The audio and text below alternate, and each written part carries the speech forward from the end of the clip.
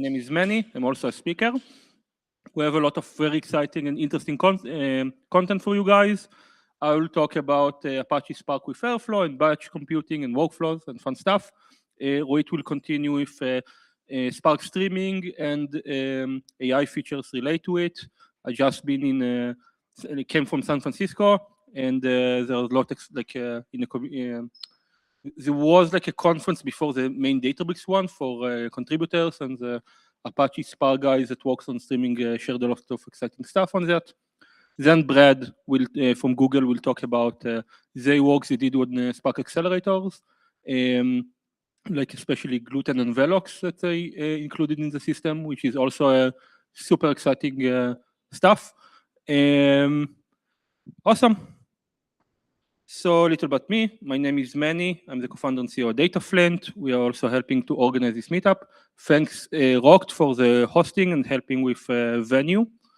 And please feel free to follow me on LinkedIn and my co-founder Daniel. We try to upload Apache Spark content as much as we can. Just shared some insights from Databricks Summit and the contributor summits and like the direction Apache Spark is heading into. So I worked for my sponsor, which is also DataFlint. So what we do, we improve performance of Apache Spark jobs. In some cases from like $1,000 per run to $5,000. How we do that? AI, of course.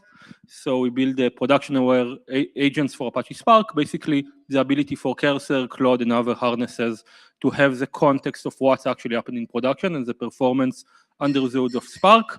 We had a new feature we just released a week ago called Analyze Your Job. So basically, if we go to the DataFlint website and you press Try for free, you can press the Start for Free button, open a small account. It's free, no credit card. It takes 1 minute to do. It will give you a prompt to configure the MCP server, and that will basically help you get the Spark event logs from your Spark distribution, which could be Databricks CMR or just a regular Spark history server. Then it will upload it to the DataFlint server, will get an analysis based on AI, you'll get access to our Copilot and other stuff. So the way we are seeing like Spark, like this is a visualization of our agent looks at it. So the way agent looks at it is like we can just drag and drop a file to, let's say, Cursor. It will get the with MCP, like all the performance, and know to map it to each land node code and which problems there are and how to fix the code. And the way it looks at the data, we talk today, is like if we have like a query with a skew, you can see the stages. You can see that there is a very long task. You can see the data is flowing. You can see the code. So we identify like which code lines run where. And here we have a very slow UDF for a specific, like with a skew. So just like this room, for some reason, like all the people on the right, or like my right versus the left. Then in this case, I think because of the right was closer to the pizza and beers. So in this case, like one very long task versus a lot of shorter ones. So we have like a lot of machines, but we are only using one. So this is how we could identify that and give it context to agents. So that's about us. We also have an open source, which is a Spark UI drop-in replacement. It's just like the UI part that helps you get a more human-readable UI for Apache Spark. It's installed via Rocked. So they're having it and found it useful. That's like how the UI looks, just like what's happening and some alerting. We have a new cool feature that we're also using in the actual product, which is Spark instrumentations. Basically, the ability to replace the default filter of Spark with a DataFlint filter, and the same for sorts and joins and other operations, and add a duration metric. So in usual Spark, if you have a join or a UDF that is slow, you actually don't know that, you just need to guess. So with this new feature, we actually collect this information, and then AI could pinpoint the exact line of code that is slow. Last thing, so I mentioned that the Apache Spark team has been working on Spark streaming, so we are hosting a webinar with them, with Jerry Peng, that is leading the Apache Spark streaming development this end of month. So you can scan this QR code and register. Going to be a very interesting talk. And last thing, working on the next meetup for the community. So if you have a suggested venue or speakers, please talk with me after the show today.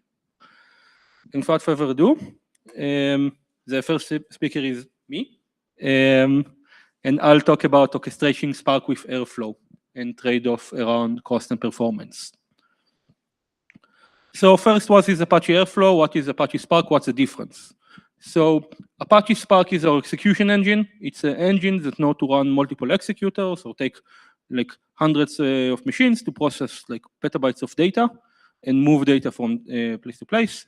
What is Apache Airflow? It's an orchestration solution. It knows to schedule or based on a trigger run code, and it knows to manage the order this code runs. It could be parallel, be sequentialized, task could be dependent on other tasks and so on.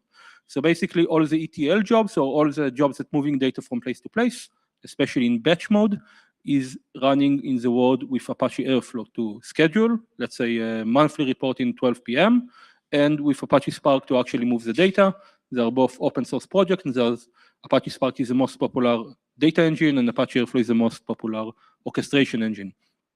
There is a new development in this world. It's called Spark Declarative Pipeline. It's a new feature released in Spark 4.1. It was in the past closed source feature Delta live table, which they renamed to Lakeflow. So the idea is that Spark try to do some of the orchestration now, meaning like you declaratively write like how do you want the data to move, and each decide like the order.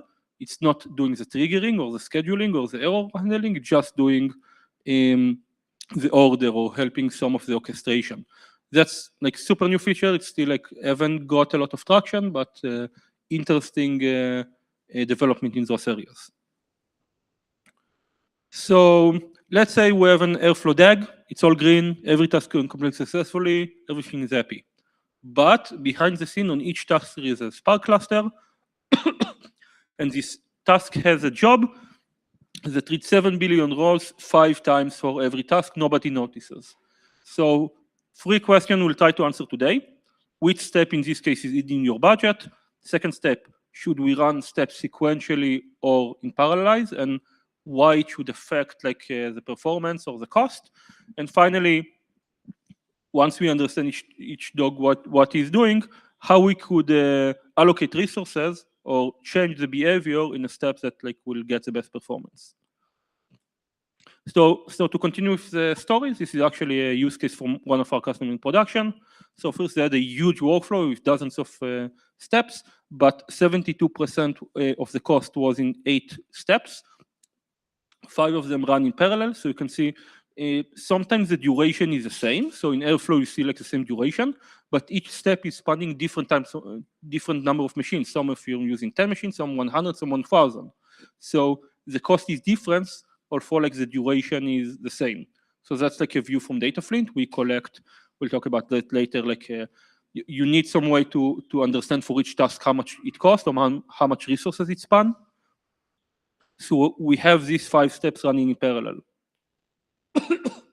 So in this case, if you look at the step, we'll talk in a second, we had like we read a table, we filter it, we selected it, and then we wrote it, like a very simple step. But for each task, he did it 5 times, and we had this task written like with different parameters 5 times. And that's very not efficient. And with Spark, sometimes you can do stuff like in one pass of the data versus multiple passes. So actually this code was rewritten using AI to do 1 pass on the data, basically do 1 times the filter with a case 1, then to write it to different places. And this way we basically 25x this workflow. So this is just one example of how Airflow and Spark are connected. And you need like the context of both like what is running in which order and what's running under the hood to actually understand what's going on, find the root cause and fix this job. Next step, should we run stuff in parallel or in sequentially when using Airflow with Spark? So this is another scenario we had with one of our customers. They set up a cluster for the entire workflow. It took 2 hours. The critical path, like the slowest line, was 2 jobs, job B and job B report.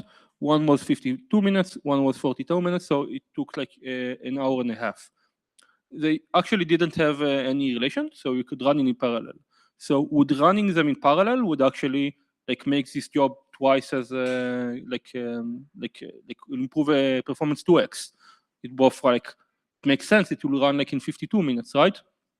And it will take like half the resources. So what will happen? So it really much depends in one of two situations. One, if we have, let's say, 3 steps, each of them is like using, like need all the memory pool. So it need 1 terabyte of data because it's shuffling 1 terabyte of data, and you need all the CPU. And then if we run it sequentially, it can do everything in memory. But if we take the same steps and running all in parallel, then they don't have enough memory because they're using shared memory in this case. And then they will need to start splitting to disk the resources. So Spark and other engines are really optimized to running on memory and not on disk. And then each task by itself will take longer, it will run longer because instead of running really fast on memory, it will run on disk. And in a lot of cases, it will actually crash because it just don't have enough memory, or spilling is not error prone. So in this case, in the parallel execution, it both more expensive, like will take longer, and like might crash, versus like running even like steps that are not have like order, like they could run in parallel. It's much better to run them in sequence. The other case we see is that if we have like multiple tasks in Airflow that are really not efficient, so they don't need all the memory that like we have, and for some reason there is, for example, some kind of skew, like in this room, where the right side is much longer than the small, like left side. So each task by itself, if we run it by itself, it won't use all the resources what we have. But if we take a lot of steps that could run parallel on the same hardware and just put more and more, then it will run faster because we run it in parallel and we'll use all the resources. We don't have idle resources, and such will have faster execution.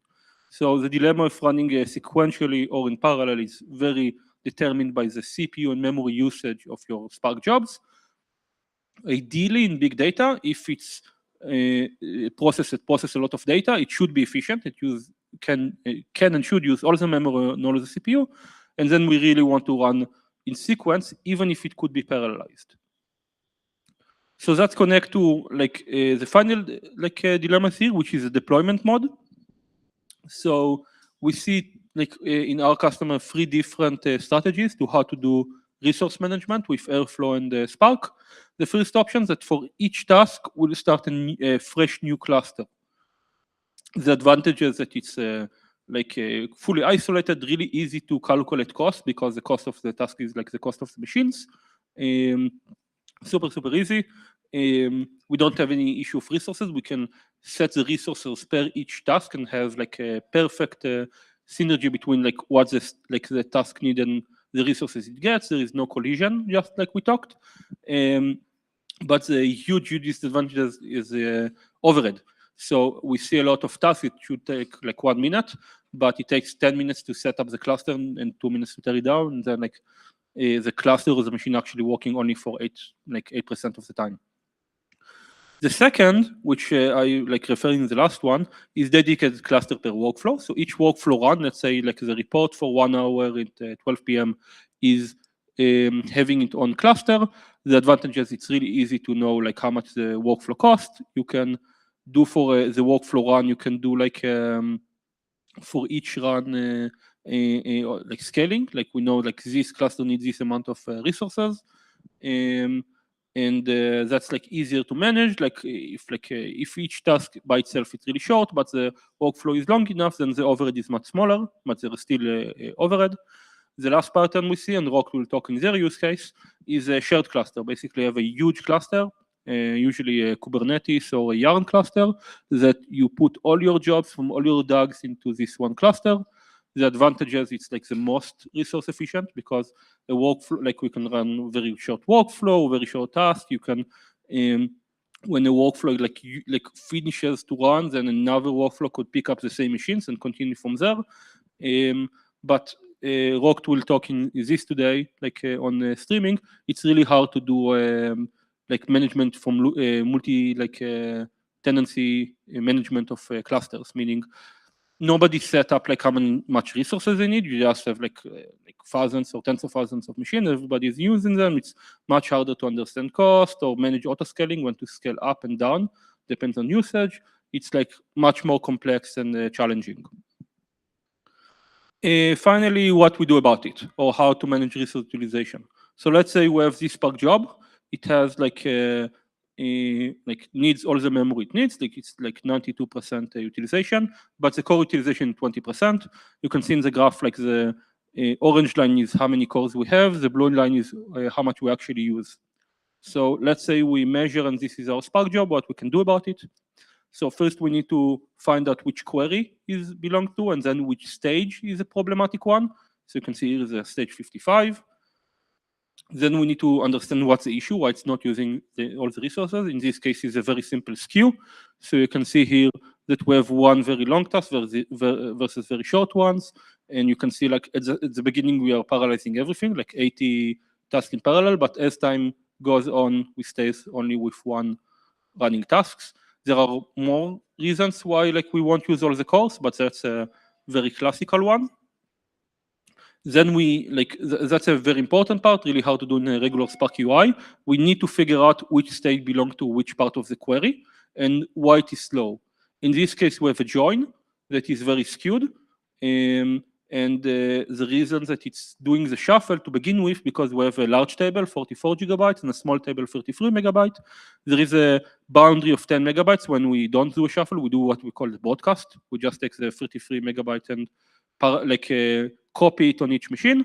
But 33 megabytes is actually completely fine. And for this use case, we really should. Like Spark doesn't know there will be a skew and to be that bad, but we could do that if we find the code line relevant for this join, in code, add a broadcast in, so it will tell it not to shuffle, and this will fix the issue in this case. Or we could do what called salting, like to change the distribution of data here in advance and do the join in a more optimized way. So to return to the original question we start with, how do we bridge the gap between Airflow and Spark and performance? So the first part is to propagate the Airflow metadata to the Spark layer, and then to the compute layer. Like you need to understand for each to pass tags that will enable you to understand for each task you have or each Spark job you have, from which Airflow DAG it got, which DAG ID, and from the when you look at an Airflow workflow, like how much it costs, which task is the most expensive, how much resources they are using, and so on. Like that's the most important part. To attach across to each workflow and step to really understand when someone is running something, how much it costs in the workflow level, not in a step level. To find insight on issues in the Spark level, like not only look at, oh, this is how much it costs, but understand where is the issue in Spark and look at the physical plan and the cluster configuration and fix it. And finally, what we found the most useful is just letting AI optimize it. That will be the next talks by Rocked on streaming. If you give, AI doesn't have today, in most cases, an intelligence problem. It has a problem of doing the actual work in a context. If you give him the context of the problem you're trying to solve, in this case, giving context of both what Apache Spark is and what Apache Airflow is, it could fix and optimize the problem for you. And this is basically what we do with DataFlint. Questions? Yeah. If you run some of these tests Mm-hmm. in a key environment, let's say you're go from task to task to task, if you tried putting it under Kubernetes, Mm-hmm. and if so, I guess as the best practice, you would tune or Airflow and Spark first, then tune Kubernetes. That's the sequence of performance issues if they prove this. Yeah, so the question was the order of optimization. What would we optimize first? In this case, Airflow versus Kubernetes. So this is really depends on your use case, if it's and what you prioritize. if you are prioritizing not touching in the code level and just like doing what optimization you can in the infra level, you first start with Kubernetes level, then you move to Airflow level, and then you actually like optimize Spark, because that's like it's harder to change stuff in the code level. It's like more dangerous and so on. So sometimes infra teams prefer to stay as top as possible. If like this is a job that is in development, or like someone is like in charge of it, it's much easier to like it's much better performance-wise to optimize the Spark job, so it have a maximal cores and memory usage, so it be as efficient as possible. Then the Airflow level, and then in the end like Kubernetes level. So it really depends on what you value and what's the current situation in the company. We of course like recommend it's become easier and easier with AI to optimize based on the Spark level and going up versus up and down. More questions?